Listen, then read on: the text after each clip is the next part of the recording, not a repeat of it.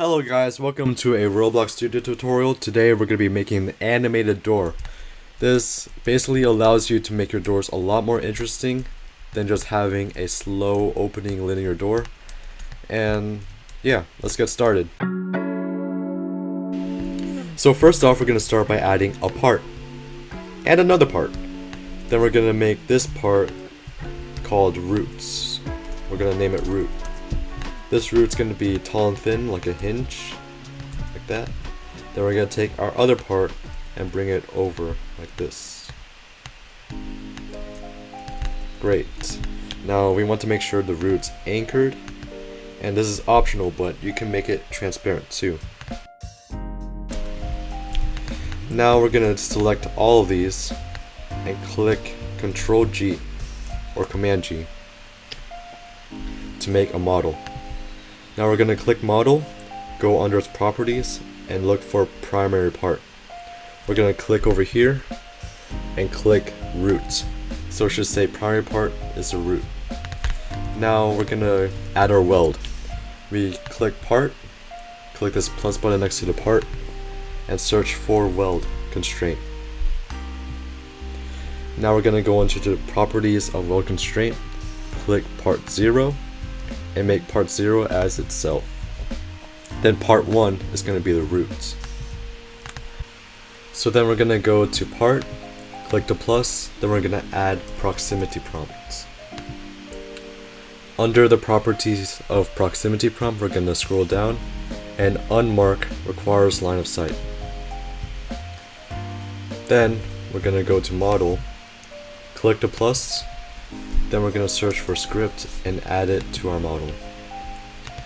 Then we can paste our code. I'll make sure to add the code in the comments or in the description, but for now we should test if this works. And it works, great. So here's a heads up, if you made it this far, congratulations. The rest of the video is going to be all about customizing this door.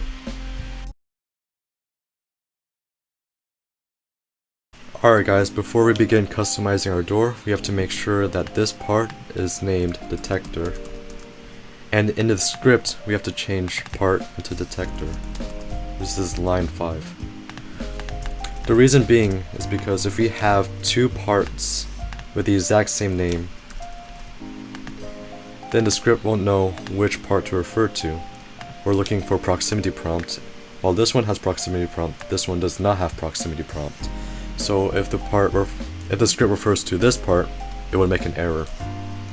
So now we got that out of the way, let's begin customizing our door. So we can make our door, just make it out of a bunch of parts if you like.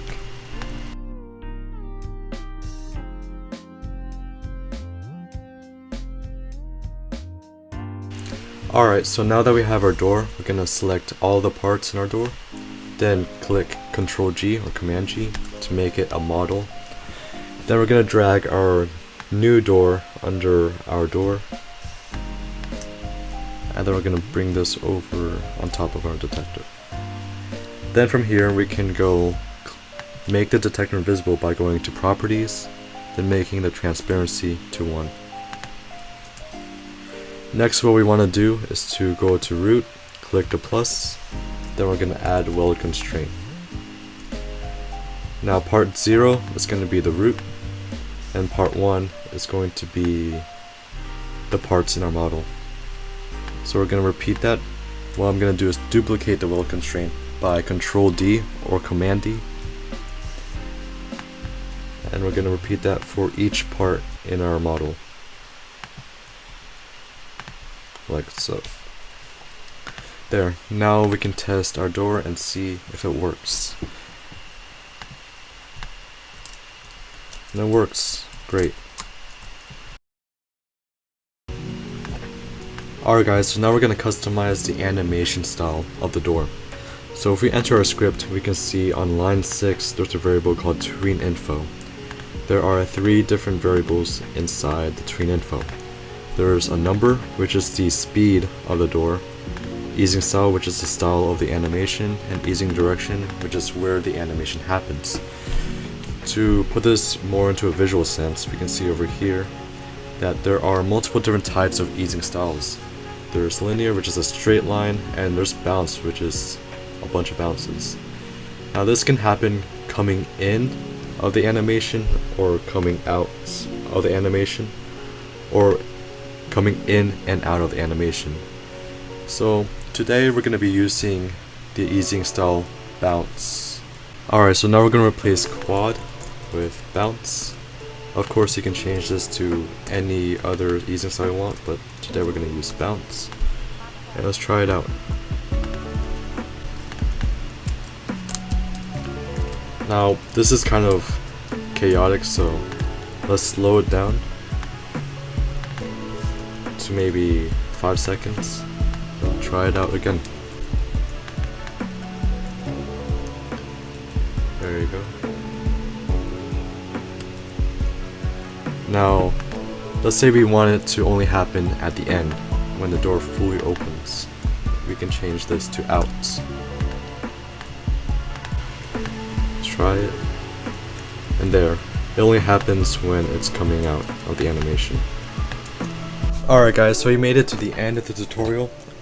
If you guys want to see an explanation of the code, please let me know in the comments. Or if you guys need any help with the code, with the door or anything, let me know in the comments as well. And yeah, thank you for watching, and see you in the next one. And one more thing, if you guys have any suggestions on how to make this tutorial better or easier for you guys, please let me know in the comments. That would be greatly appreciated. And if I did anything wrong in this tutorial, also let me know. I would really appreciate that as well. And yeah, thanks again for watching, and yeah, bye.